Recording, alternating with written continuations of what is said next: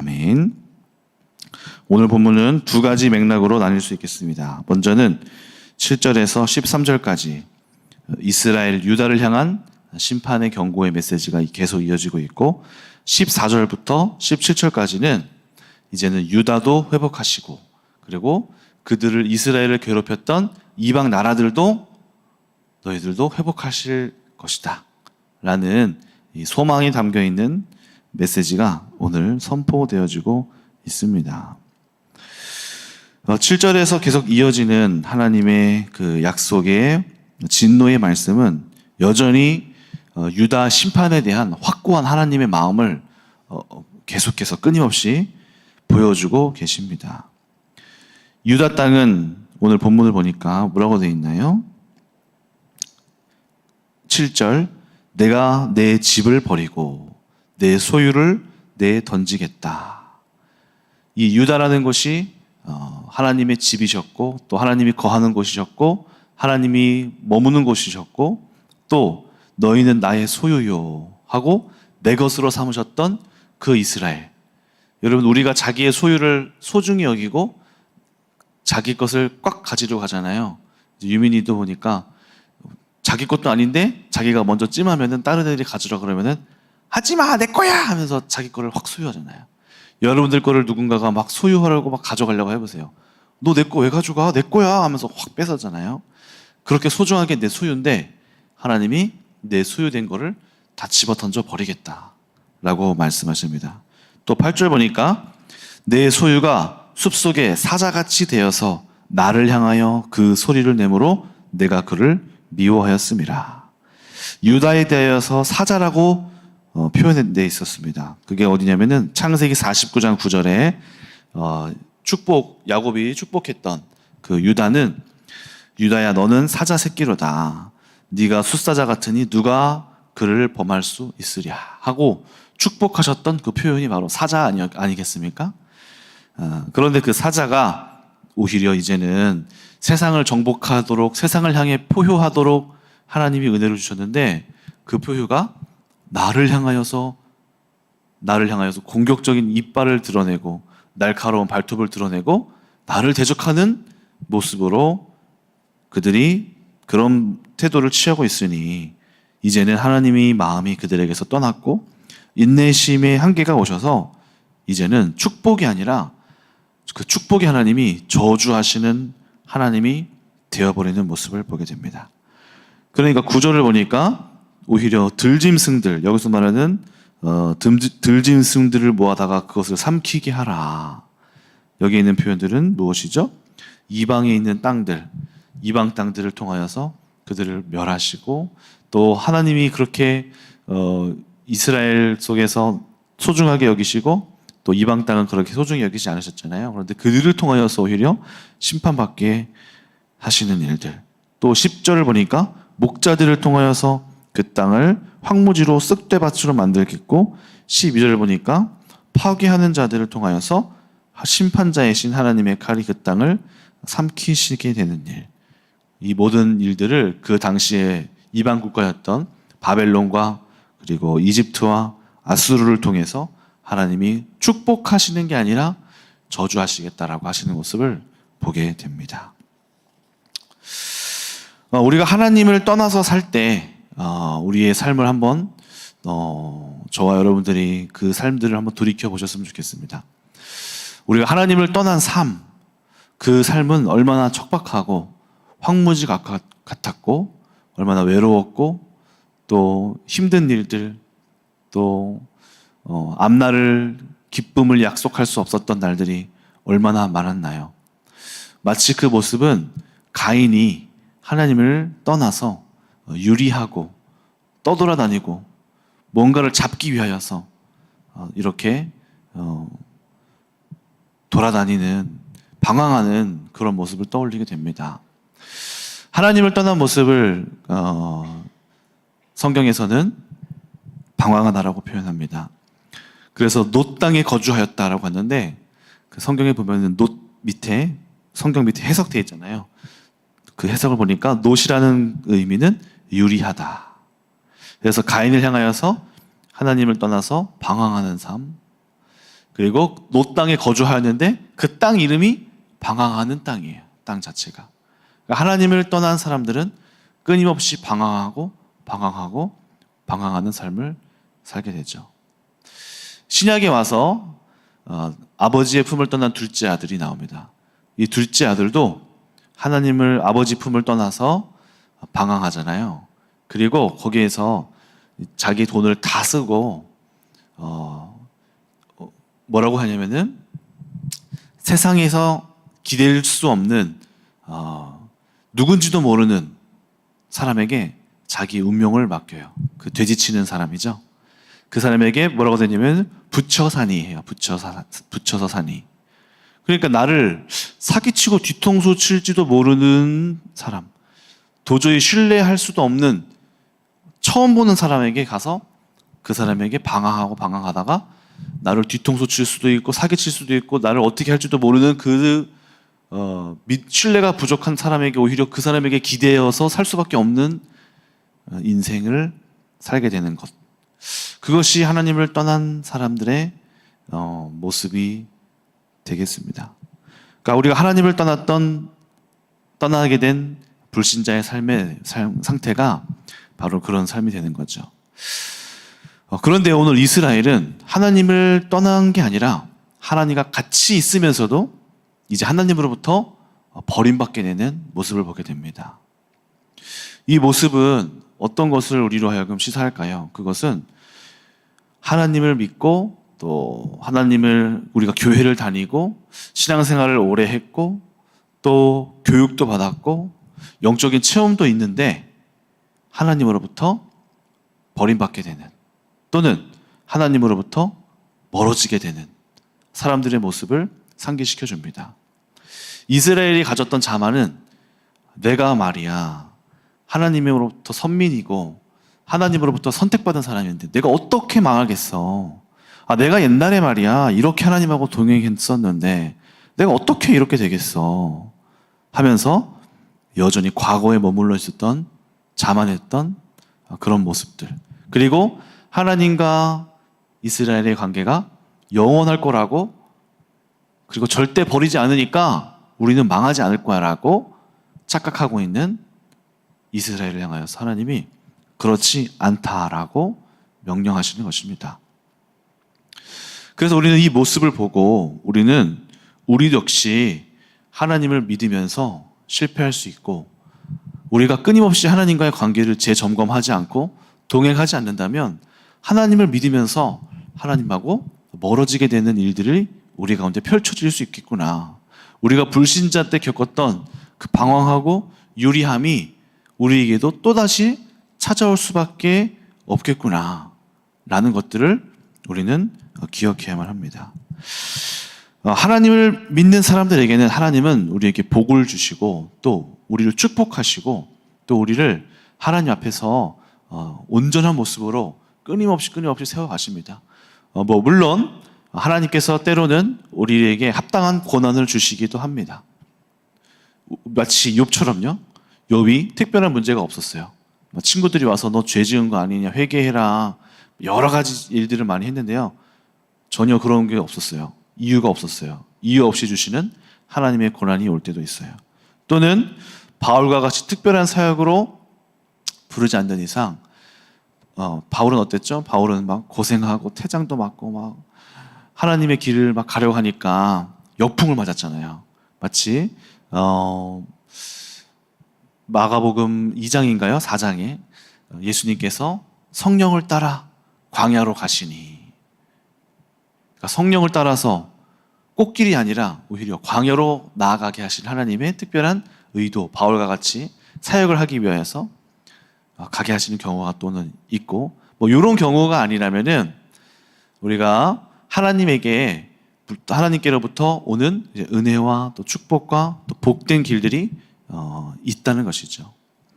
그런데 우리가 하나님으로부터 멀어지게 되어서 또 하나님으로부터 뭔가 단절되고 우리가 죄 가운데 빠지게 되었을 때 우리는 하나님께서 우리를 축복하시는 게 아니라 오히려 혼내시고 심판하시고 저주하시고 마음에 오히려 막 내려놓게 되고, 그 사람을 멀리 떠나보내게 되는 하나님으로부터 붙잡힌 바 되는 게 아니라 내어놓은 바 되는 모습으로 우리가 되돌아갈 수 있다는 사실을 우리는 돌아봐야만 합니다.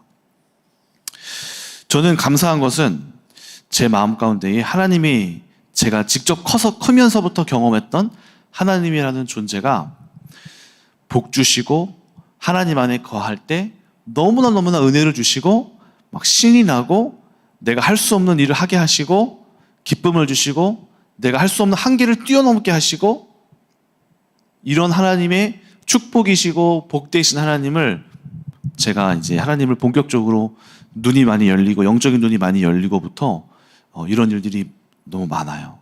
그래서 하나님 안에 거한다는 사실이 얼마나 복된 것인가를 저의 인생에서 계속해서 끊임없이 하나님이 허락하시고 있습니다.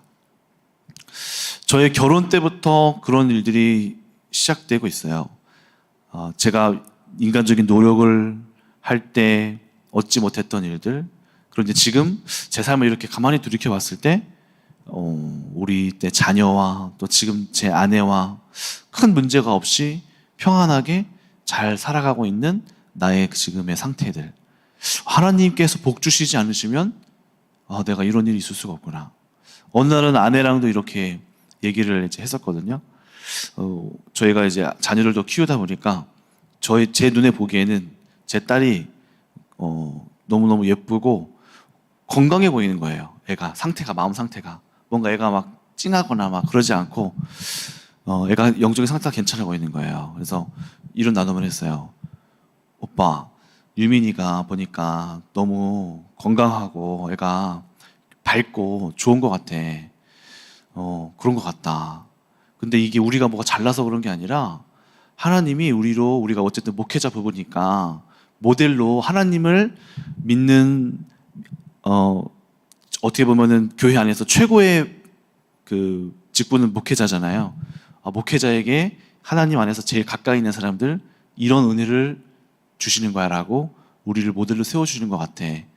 그런 것 같아. 나도 그런 것 같아. 내가 그렇게 특별하지 않아.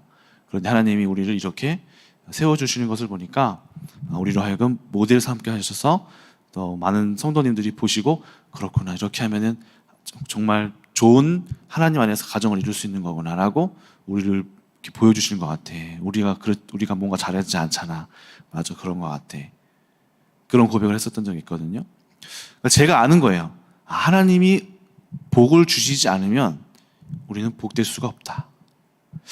또 제가 사역하고 있는 청년부, 저 나름대로 제가 느끼기에 와, 나는 그렇게 많이 하나님 앞에서 막 뭔가를 막 하지 못하는데 그냥 이거 해볼까? 이거 하자. 이거 이렇게 모이자.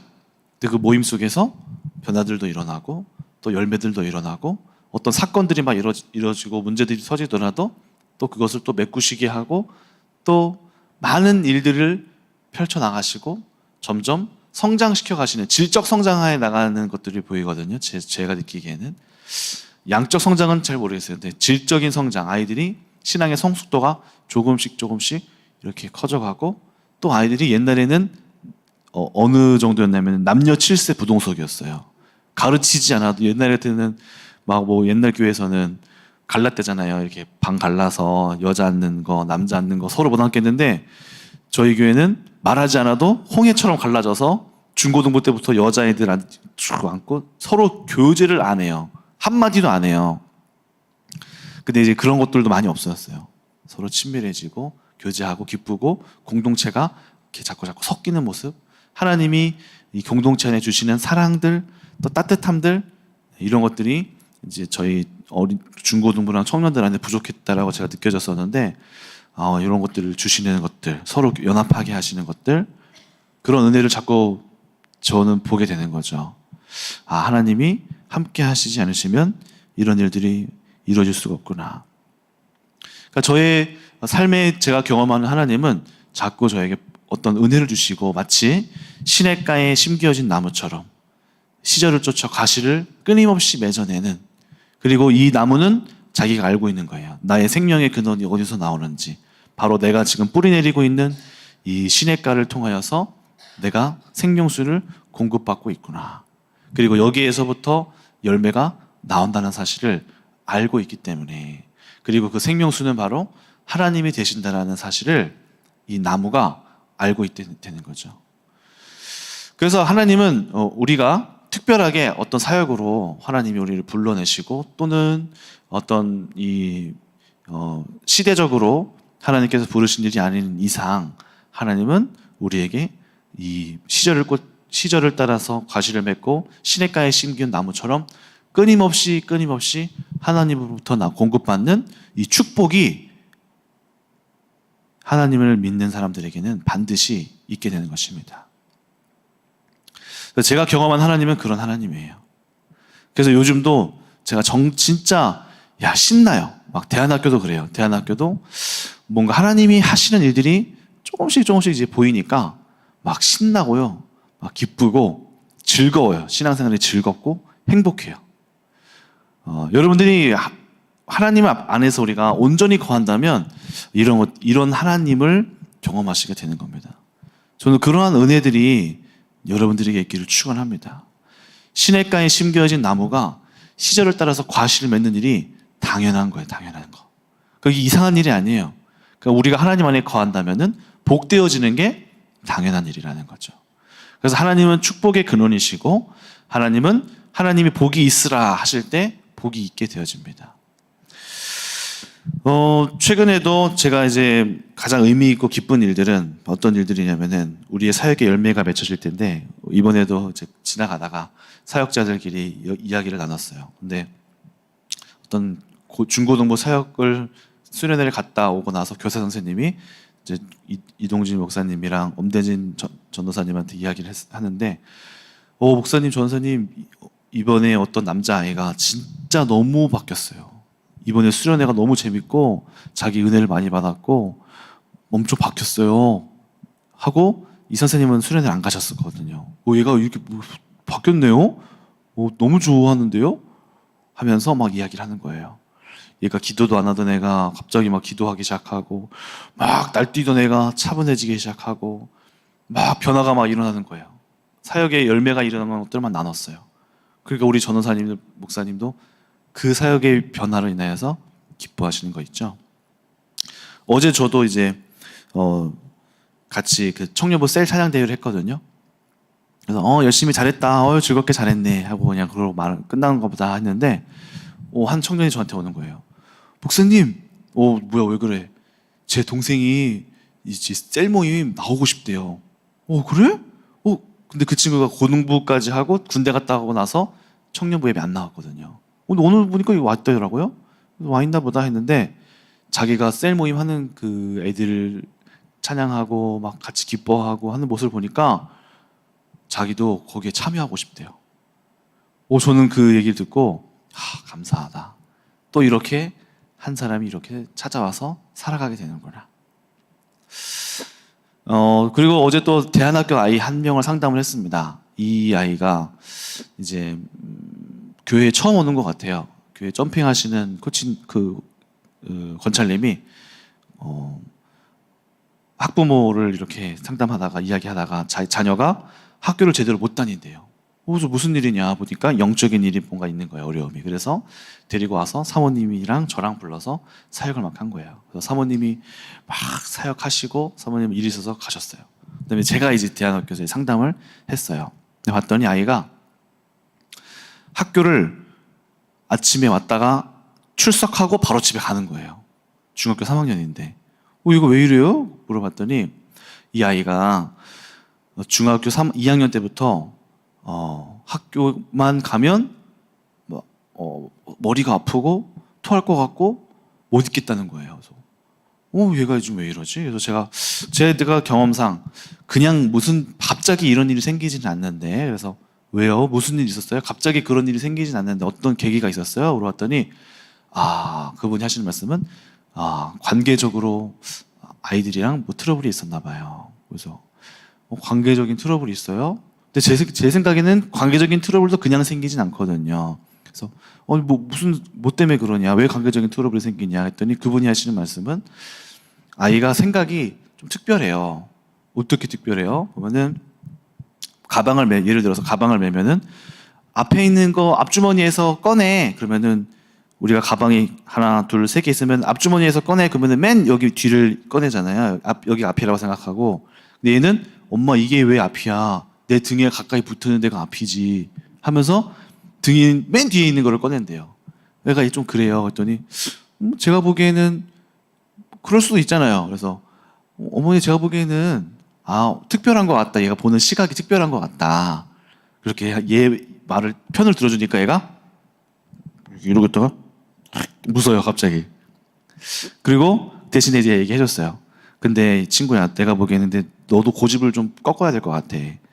네가 보기에 여기가 십자가가 없잖아. 십자가가 없어.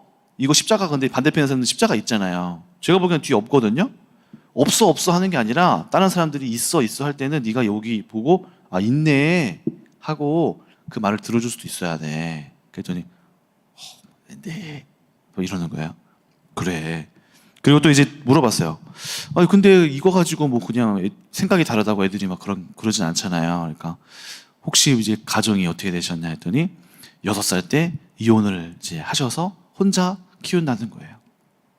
얘가 지금 아프구나. 마음이 굉장히 아프구나. 이혼해서 애가 그렇구나. 또 애가 팔을 봤더니 정말 젓가락에 다 말랐어요. 마르고 뼈만 남아있고 제가 팔도 봤거든요.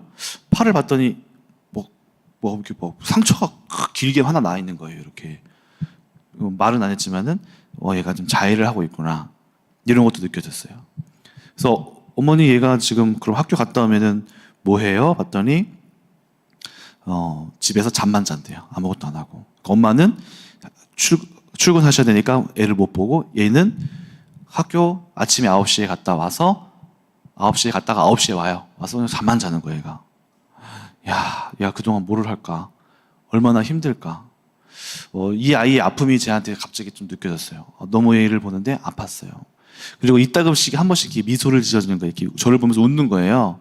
와, 야, 너 미소 예쁘다. 너 너무 예뻐서 애들이 질투했나 봐. 그래서 너 애들이 너 따돌린 거 아니야? 그랬더니 또 좋아가지고 예쁘다고 하니까 또 여자애거든요. 막 웃는 거 있죠. 무조건 예쁘다고 해야 돼 보니까.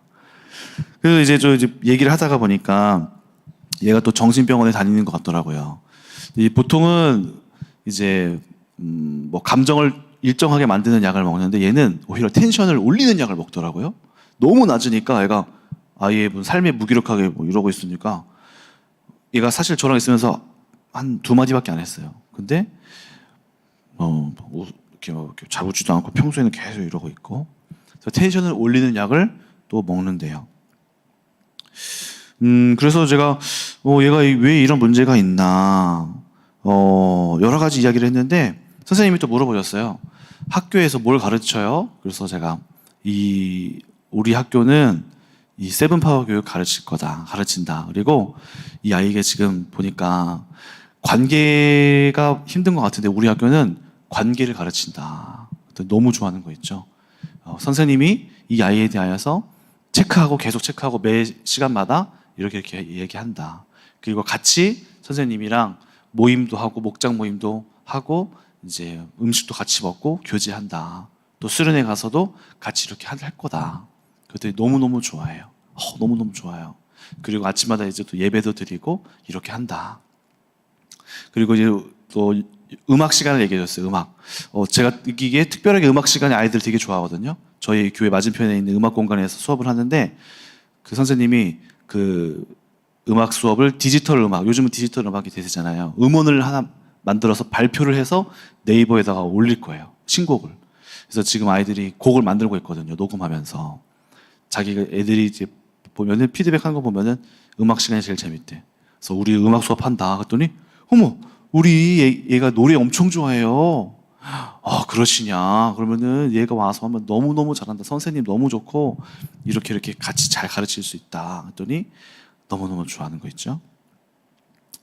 또 이제 좀 얘기를 하다 보니까 이 아이가 지금 학교를 왜 그렇게 다니냐 물어봤더니 학교를 점점 가면 토할 것 같고 막 머리가 아파서 일주일에 한 3번씩만 가다가 이제는 아예 그냥 조퇴만 하기로 했고 지금 다음 학기 3개월만 다니면 되는데 선생님이랑 상담을 하면서 얘를 자퇴를 시킬까요? 아예 자퇴를 하는 게 나은데 아예 하루도 있지도 못하는데 자퇴를 하는 게 나을까요? 아니요, 그러지 말고 3개월이라도 출소만 해라. 그러면 중학교는 졸업하니까. 근데 이제 정신병원 가서도 상담을 하는 거예요. 얘를 자퇴를 시킬까요? 얘가 머리가 좀 딸려요. 유치한 것 같아요. 얘가 조금 머리가 좀 딸린다고 평가를 하나 봐요. 성적이 안 나올 것 같으니까 정신병원 선생님은 얘가 좀 지능이 좀 공부 성적이 안 나오니까 자퇴시키지 말고 그냥 가만히 있으면 졸업하니까 그렇게 시켜라. 그래서 저한테도 얘 자퇴시켜야 될까요? 아니면 대안학교를 이렇게 해서 검정고시 검정고시를 봐서 중학교 졸업을 하게 해야 될까요? 물어보는 거예요. 그래서 제가 느끼기에 그 얘기를 또 듣는데 어떤 생각이 드냐면은 그 세븐파이어 교육에도 뭐라고 되냐면은 공부 성적은 머리가 나빠서 떨어지는 게 아니라 거기는 일주일에 한 번씩 위클리 테스트를 봐요. 그러면은 그거를 표로 이렇게 그려놨거든요. 1주차, 2주차, 3주차 과목 이렇게 여러 개 있으면은 또 이렇게 그래프가 있어요. 그러면은 3주차 때 성적이 갑자기 다 떨어져 있어요. 그러면 그 일을 조사해 보면은 가정의 문제 아니면은 친구랑 다퉜거나 뭔가 정서적인 문제가 오면 성적이 같이 떨어지는 거예요. 그래서 그 얘기 해줬어요. 어머니, 내가 보기에는 얘 머리 나쁜 게 아닌 것 같다. 정서적인 문제가 있다.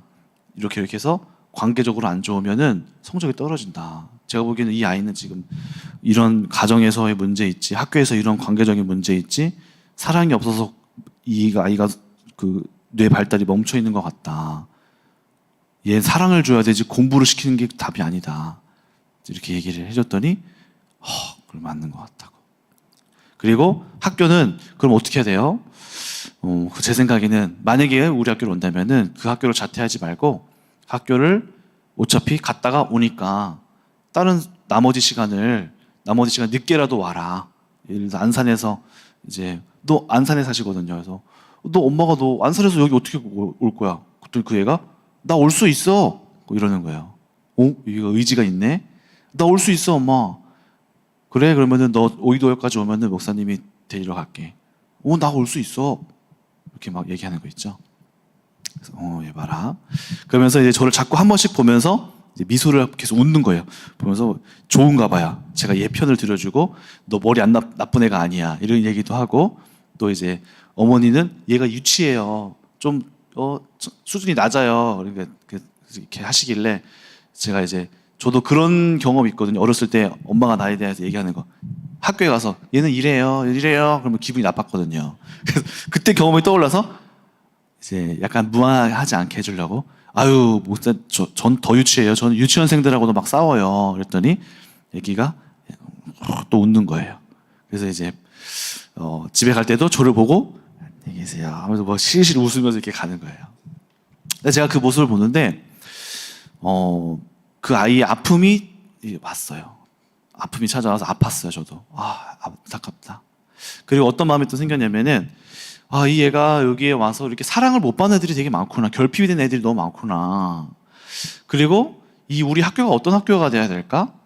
이런 아이들이 와서 공급받지 못했던 이런 사랑들을 여기에서 선생님들이 다 채워주고 다 이렇게 북돋아주고 아픔을 치료해주고 회복하고 영적으로 영혼이 살아나고 또 말씀도 계속 먹이고 하나님을 알아가고 또 하나님으로부터 사람을 통해서 주시는 사랑도 전달하고 요런 학교가 돼야 되는구나. 그러니까 또 아이가 오면은 살아나겠다라는 확신도 막 있는 거 있죠. 이 아이가 저 아이가 오면은 또 진짜 살아나겠다. 그리고 이야기를 막 하면서 이 아이도 스스로 소망이 생겼나 봐요. 막 계속 웃어요. 막 하면서 막 웃어요. 하나님이 소망이시다. 역시 하나님이 소망이시구나. 하나님이 이 가정에 들어가셔서 이 가정을 구원하기를 원하시는구나. 이런 마음들이 너무너무 느껴졌습니다. 하나님이 이 아이를 회복하게 하시겠구나. 이 아이가 이제 온전한 형상으로 회복되면 내가 경험하고 있는 이 기쁨들이 이 아이에게도 기쁨이 생기겠구나. 그런 어제 일들을 좀 경험했습니다. 말씀을 정리합니다. 하나님이 복의 근원이시고 또 하나님은 우리로 하여금 제가 경험한 하나님은 그래요. 제 마음속에 막 너무 신나는 일들이 너무 많고 앞으로 미래의 일들이 두렵지가 않아요. 제가 하나님을 알고 제일 마음에 가장 왔었던 하나님의 자녀로서의 기쁨, 확신은 뭐였냐면은 나 진짜 어떡하지? 나 안 망하겠는데? 진짜 이랬어요. 내가 하나님의 아들이야, 내가? 어떻게 망해? 내가 실패할 수가 없다. 어떻게 이렇게 그 전능자가 내 아버지라고 내가 이런 관계를 하고 이런 확신이 제 안에서 막 솟아났거든요. 하나님이 우리에게 주시는 축복과 은혜가 그렇습니다. 하나님이 저와 여러분들을 이제는 내가 지금 있는 수준에서 더 이상 떨어질 일이 없어요. 하나님이 우리를 온전하게 세우시고 내가 경험할 수 없었던 일들, 내가 경험할 수 없었던 기쁨, 내가 누릴 수 없었던 축복들이 하나님이 그것의 주권자시기 때문에 우리로 하여금 그것들을 허락받고 또 하나님이 부어주시는 대로 우리가 누리신다면은 저와 여러분들이 정말 하나님의 기쁨이 넘치는 이 공동체, 살아계신 하나님이 은혜를 주시는 그런 공동체로서 각 성도님들 집안 한 성도님들 한 가정이 그렇게 회복되시고 또 하나님께서 높여주시는 그런 은혜가 있기를 축원합니다. 기도하겠습니다. 사랑의 하나님, 복의 근원이신 하나님, 하나님께서 에덴을 창조하실 때 어떤 마음으로 창조하셨을까요? 복되게 하시고 복이 있으라 그리고 창조하실 때마다 기뻐하시고 심히 기뻐하셨던 그 하나님, 그리고 복의 근원을 그 땅에 허락하시면서 회복하셨던 하나님, 이제는 우리가 잃어버렸던 모든 것들을 다시 회복하기를 원합니다. 잃어버린 우리 영혼의 하나님의 형상들, 또 하나님이 우리에게 주셨던 에덴의 그 환경들, 이 모든 것들이 이제 다시 회복되어지고 하나님의 형상을 닮아가는 그러한 축복들이 각 성도님들 가정마다 성취되어지고 이루어지게 하여 주시옵소서. 감사드리며 예수님의 이름으로 기도합니다.